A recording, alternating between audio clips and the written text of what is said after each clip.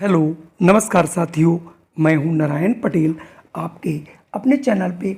आज हम बात करेंगे विद्या ज्ञान स्कूल क्लास 6 के लिए, जहां पर गणित के 35 प्रश्न आते हैं। उनमें से आज मैंने 20 प्रश्न लिए हैं। अगर आप 2023 में बैठने वाले हैं तो आप इन प्रश्नों को कर सकते हैं और इस पूरे वीडियो को आप मेरे साथ बने रहिए और इन प्रश्नों को आप भी हल करें, जिससे आप पता कर सकें कि आप इन प्रश्नों को कर पाएंगे या नहीं। यदि आप ये 20 प्रश्न कर लेते हैं तो आप अपनी तैयारी को एक सही दिशा मान सकते हैं और अपनी तैयारी को आप निरंतर करते रहिए। तो आइए फटाफट शुरू कर लेते हैं आज का ये वीडियो।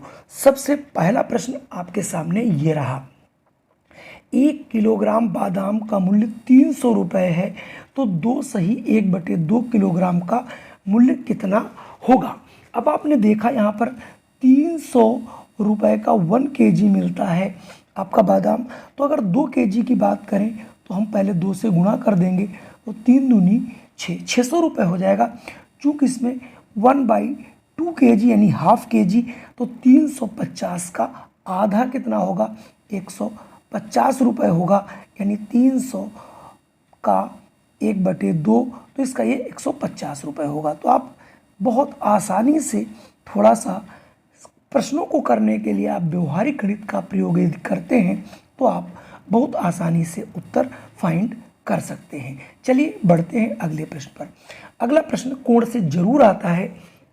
जिस कोण की माप 0 डिग्री से अधिक हो लेकिन 30 डिग्री से कम हो, वह किस प्रकार का कोण होगा। अधिक कोण, न्यून कोण, सरल कोण या फिर समकोण।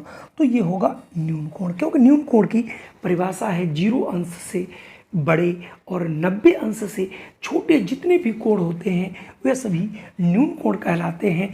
और 90 डिग्री को जो है समकोण कहते हैं, और 90 से बड़ा हो और 180 अंश से छोटा हो उसे अधिक कोण कहते हैं। और एग्जैक्ट 180 अंश के कोण को सरल कोण कहते हैं। तो आप यदि परिभाषाएं याद हैं तो आप इन प्रश्नों को बहुत आसानी से कर सकते हैं। अगले अगर हम प्रश्न की बात करूं तो पूछ रहा 30 पैसे और 10 पैसे के सरलतम अनुपात का अंतर। तो सबसे पहले हम 80 और 10 पैसे का सरलतम अनुपात ज्ञात करेंगे। तो ये देखिए हमें मिलता है 8/1 यानी 8:1। कह इनका अंतर माने घटाना होता है, तो आप 8 में से जब 1 को घटाएंगे तो ये 7 आएगा। इसका मतलब कि 80 पैसे और 10 पैसे का जो सरलतम अनुपात होगा वो 8:1 होगा, और उनका यदि अंतर ज्ञात करना है तो वो 7 के बराबर होगा। यानी आंसर डी वाला बिल्कुल सही होगा। अगर हम अगले प्रश्न की बात करें, ये हमारा परिमाप से है। एक आयताकार खेत की लंबाई 120 मीटर और चौड़ाई 60 मीटर है। खेत के चारों ओर कितना तार लगेगा। आप बिना भूमिका के, बिना किसी फार्मूले के आप इन्हें बहुत आसानी से लगा सकते हैं। चूँकि आयत है, 120 मीटर लंबाई है और आपकी 60 मीटर चौड़ाई है, तो ये भी 60 होगा और ये भी 120। तो आप करिए क्या, सबसे बढ़िया इन दोनों को आप जोड़ लिया करिए। तो 120 और ये देखिए आपका 80, तो दोनों को जब 60 है तो जोड़ लोगे 180 आएगा। इतना ही इधर है, इसका मतलब 2 पार्ट हो गए, तो 18 दूनी 36 यानी 360 मीटर होगा। या फिर आयत का परिमाप होता है 2 लंबाई प्लस चौड़ाई। अगर फार्मूला आपको पता है तब भी आप निकाल पाएंगे, अगर फार्मूला आपको नहीं पता है तब भी आप इन प्रश्नों को बहुत आसानी से निकाल सकते हैं। ठीक है, तो आप किसी भी प्रकार से किसी भी प्रश्न का उत्तर व्यवहारिक तरीके से निकालने का प्रयास जरूर करें और जो भी चैप्टर पढ़ें उसे बहुत डीपली पढ़ें। चलिए बढ़ता हूँ अगले प्रश्न पर।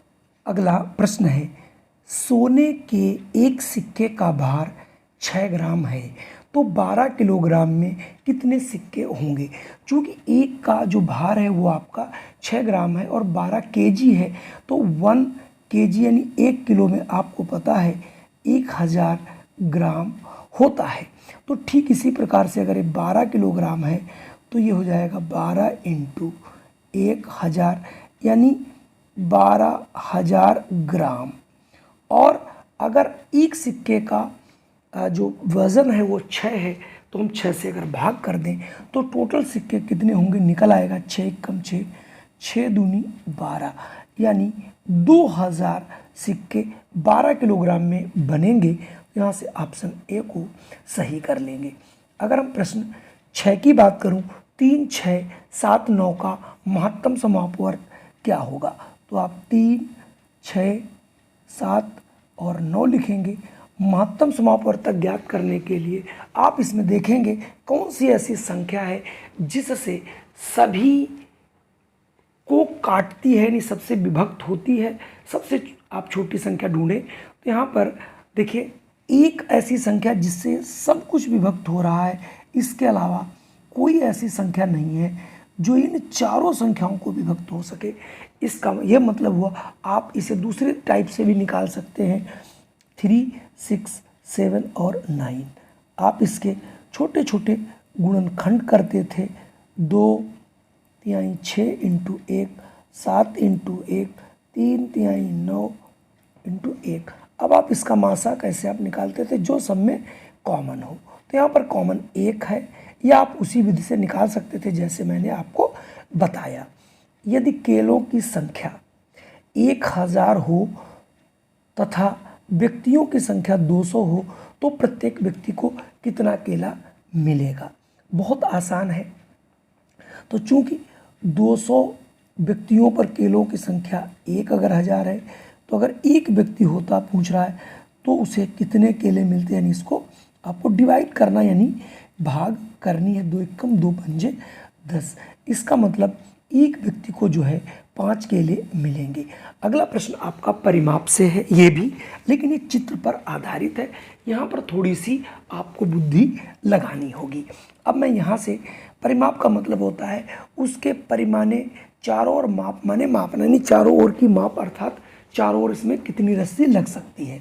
तो देखिए पहला है 7, मैं इसकी बात कर रहा हूँ 7, फिर है 2, फिर है देखिए 4 ये वाला। अब ये कितना होगा जरा यहाँ से ध्यान देनी होगी। पूरा ये आपका 8 है, 2 इधर निकल गया तो इसका मतलब ये आपका 6 बचा, तो आप 6 इसमें और ऐड कर लीजिए। फिर है 3, 3 और ऐड कर लीजिए। इधर ये पूरा 8 है तो इसको 8 आप और जोड़ दीजिए। जितना जोड़ आएगा यही इस चित्र का परिमाप होगा। तो 7 और 2 9 होता है, 9 4 13, 13 और 6 19, 19 और 3 22 और 8 30, यानी इसका जो परिमाप होगा वो 30 सेंटीमीटर का होगा। तो आप परिमाप के प्रश्न बहुत निकाल चुके हैं। चलिए बढ़ता हूँ अगले प्रश्न पर। एक वर्गाकार पार्क जिसका परिमाप 20 मीटर है तो उसका क्षेत्रफल क्या होगा। चूँकि आपको मालूम है ये वर्ग है और वर्ग की सभी भुजाएं बराबर होती हैं तो उसका परिमाप 20 मीटर, तो उसकी जो भुजा होगी, भुजा इसका हालांकि फार्मूला होता है 4 इंटू भुजा बराबर, यानी परिमाप आ गया तो यहाँ से आप भुजा निकाल लेंगे 20/4, 4 एकम 4, 4 पंजे 20, यानी 5 मीटर इसकी प्रत्येक भुजा हो गई। ठीक है, जब 5 मीटर हो गया इसकी प्रत्येक भुजा तो इसका आपको निकालना था क्षेत्रफल। तो क्षेत्रफल क्या होता है, भुजा इंटू भुजा, भुजा इंटू भुजा। तो भुजा आपकी 5 इंटू 5 तो 25 वर्ग मीटर। 25 वर्ग मीटर, ऑप्शन ए वाला बिल्कुल सही है। अगला प्रश्न है शताब्दी में कितने वर्ष, यानी शताब्दी मीन्स होता है 100, तो 100 वर्ष होगा, यानी एक शताब्दी में 100 वर्ष होते हैं, यानी 100 ईयर्स होते हैं। तो यहाँ से ऑप्शन बी वाला बिल्कुल सही होगा। अगला प्रश्न अच्छा प्रश्न है, कई बार पूछा गया है, थोड़ा दिमाग लगाइएगा और हमारे बताने से पहले आंसर जरूर बताइएगा। 14 और 20 के ठीक बीच में विषम संख्या है। तो 14 के बाद देखिए 15, 15 के बाद 17, 17 के बाद 19, यही 3 संख्याएं हैं जो 14 और 20 के मध्य हैं। अब पूछ रहा था ठीक बीच में, तो आप एक इधर छोड़ दो, एक इधर छोड़ दो, तो ठीक बीच में कौन सी संख्या होगी? 17। वेरी मोस्ट इंपॉर्टेंट प्रश्न है, जरूर आप करिएगा। अगले अगर हम प्रश्न की बात करें, 4/5 भाग 23/25 का मान क्या होगा? तो आपको पता है, इसे आप 4/5 लिख लेंगे और जहाँ भाग का चिन्ह हो वहाँ पर गुणे के चिन्ह में तब्दील कर सकते हैं। कब? जब अंश का हर और हर का अंश आप कर दें। अब आप यहाँ से 5 से काटेंगे, 5 एकम 5, पचम 25, 5 चक्कू 20, 20/23, 20/23 ऑप्शन डी वाला हमारा बिल्कुल सही है। चलिए बढ़ते हैं अगले प्रश्न पर। अगला प्रश्न बहुत अच्छा प्रश्न है, इस पर भी कई बार प्रश्न पूछे जाते हैं। निम्नांकित चित्र में व्यास की माप बताइए। अब ये देखिए, यहाँ पर एक वृत्त जो है बना हुआ है आपके सामने और उसकी त्रिज्या 5 है। तो जो व्यास होता है साहब, ये जो व्यास है वो त्रिज्या का दूना होता है, 2 इंटू त्रिज्या। तो ये हो जाएगा 2 इंटू त्रिज्या 5 है, तो 5 दूनी 10 सेंटीमीटर, यानी यहाँ से ऑप्शन बी वाला सही होगा। अब व्यास होता क्या है? किसी भी वृत्त में ये जो केंद्र से एक तरफ की दूरी है ये त्रिज्या कहलाती है। तो केंद्र से होकर जाने वाली पूरी, इसका मतलब ये भी त्रिज्या और ये भी त्रिज्या, त्रिज्या का जो दूना होता है वो क्या होता है? व्यास। तो यहाँ पर ये 5 था, तो 5 5 10। तो व्यास जो है किसी भी वृत्त में जीवा और त्रिज्या से सदैव बड़ा होता है, यानी यूँ कहें जीवा जो होती है, सबसे बड़ी जीवा, वो व्यास ही होता है। चलिए अगले प्रश्न की हम बात करेंगे। 14वां प्रश्न है आपके सामने कि अंकों 4, 5, 0 तथा 3 का प्रयोग करके 5 अंकों की छोटी से छोटी संख्या क्या बनेगी? तो आपको मैं बता दूं, कोई भी संख्या जब छोटी बनानी होती है उसे 0 से शुरू नहीं करते, लेकिन जो संख्या मौजूद हो उसमें जो सबसे छोटी संख्या वहाँ से शुरुआत करनी चाहिए। तो इसमें सबसे यहाँ पर चूँकि 4, 5, 0 और 3 है, तो सबसे छोटी संख्या 3 है, उसके जस्ट बाद 0 रखना पड़ता है। उसके बाद जो संख्याएं दी हैं उन्हें आप लिख लेंगे। चूँकि 4 अंक बने, छोटी बनानी है, छोटी बनाने के लिए सदैव याद रखना है कि आपको जो छोटा अंक लिखा गया उसके बाद जितने हो सके छोटे अंक लिखिए। तो चूंकि 0 था, उसने ये भी कहा था पुनरावृत्ति संभव, तो आप एक 0 और यहाँ से बढ़ा लीजिए, 5 अंक हो गए। चारों संख्याओं का प्रयोग भी कर लिया गया। अब इससे कोई भी छोटी संख्या 5 अंक की बनाई ही नहीं जा सकती। चलिए बढ़ते हैं अगले प्रश्न पर। यदि प्रत्येक पंक्ति, प्रत्येक स्तंभ और प्रत्येक विकर्ण में लिखी संख्याओं का योग समान है तो एक्स वाई जेड का मान क्या होगा? बहुत आसान सा प्रश्न है। यानी ये तुम्हारी पंक्ति है, इसका जोड़ भी ठीक, यानी इनका सबका जोड़ इधर से और इनका जोड़ सबसे बराबर है, और इधर से भी जब इन्हें जोड़ा जाए तब भी बराबर हो। तो सबसे पहले इसका अच्छा सा तरीका, हम पहले इधर का जोड़ देख लेते हैं। तो 8 3 11 1 15, यानी प्रत्येक पंक्ति का, प्रत्येक विकर्ण का जोड़ 15 होगा। अब आप देखिए, हम इस पंक्ति की बात करें जिससे x निकाला जा सके, तो 8 + 1 हो गया 9, हमें बनाना है 15, तो हम 15 में से 9 को घटा लेंगे, कितना आएगा? 6। इसका मतलब यहाँ से x बराबर 6 रखना पड़ेगा। अगर मैं बात करता हूँ दूसरी संख्या की, यहाँ से देखिए इसकी, तो ये हमारा 8 है, फिर y आएगा, फिर 2 आएगा। 8 और 2 10, 10 में कितना जोड़ें कि 15 हो जाए, यानी 5।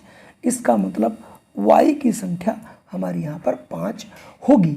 अब आप z की, तो यहाँ पर पहले देख लेते हैं 6 5 कहाँ पर है, 6 और 5 b में है, तो अब इसका मतलब b वाला ही आंसर सही होगा। यहाँ से हमें z निकालने की ज़रूरत नहीं है। 80 से 10% अधिक बड़ी संख्या, तो 80 से 10% अधिक, तो चूँकि जो संख्या 80 है और इस 80 का इसमें 10% और ऐड होना है, 10%, इसका मतलब 80 प्लस 80 का 10% यानी हटा देंगे तो ये आ जाएगा 8, यानी 80 प्लस 8 बराबर 88। शायद ये प्रश्न आपके जरूर समझ में आया होगा। ऑप्शन यहाँ से ए होगा। बढ़ते हैं अगले। देखिए 1 से 20 तक की प्राकृतिक संख्याओं में अभाज्य संख्याओं का प्रतिशत कितना है। तो आपको ये देखना है कि कुल 20 संख्याओं में अभाज्य संख्याएं कितनी हैं। तो इसमें अभाज्य संख्या पहली 2 होगी, 3 होगी, 5 होगी, 7 होगी, 8 नहीं, 9 नहीं, 10 नहीं, 11 होगी, 13 होगी, 14 नहीं, 15 नहीं, 16 नहीं, 17 होगी और 19। ये सारी अभाज्य संख्याएं हैं। अब आप यहाँ से गिन लेंगे 1 2 3 4 5 6 7 8, यानी 20 में आपकी 8 संख्याएं कैसी हैं, अभाज्य हैं। तो 1 में कितनी होगी 8/20, इसलिए 100 में कितनी होगी 20 एकम 20, 20 पंजे 100, 8 पंजे 40, यानी इसमें 40% आपकी जो संख्याएं हैं वो अभाज्य संख्याएं हैं। बाकी जो संख्याएं बची वो हमारी सम और विषम है। ठीक है, तो कुल मिला के कोई पूछ लेगा कि 1 से 20 तक या 1 से 10 तक, तो आप उन्हें बहुत आसानी से निकाल सकते हैं। अगला प्रश्न आपको देख करके लगता होगा कि प्रश्न बहुत बड़ा है, लेकिन ये प्रश्न बहुत बड़ा नहीं है। कह रहा है एक विद्यार्थी ने 7236 यानी 7236 को 56 के बदले 65 से गुणा कर दिया, उसका उत्तर असल उत्तर से कितना भिन्न होगा। अब आप देखिए, यानी जब आप 7236 को आपने 65 से गुणा कर दिया, करना कितना था 56 से, यानी 7236 को 56 से गुणा करना था।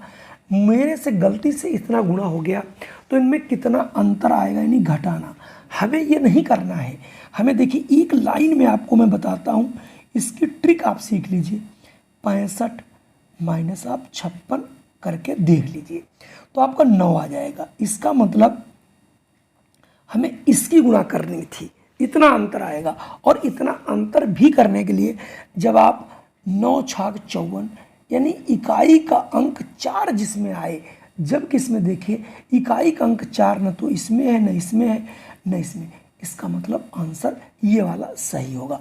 अगर आप चाहते तो इसको ऐसे भी कर सकते थे, भैया 72 56 है और इन दोनों का अंतर 9 है, तो 9 चौक 36 यानी 4, जिसमें 4 आएगा वही आंसर होगा। बहुत से उत्तर, बहुत से प्रश्न ऐसे होते हैं जिन्हें आप लगा करके नहीं बल्कि तुरंत अपने दिमाग का प्रयोग करके निकाल सकते हैं।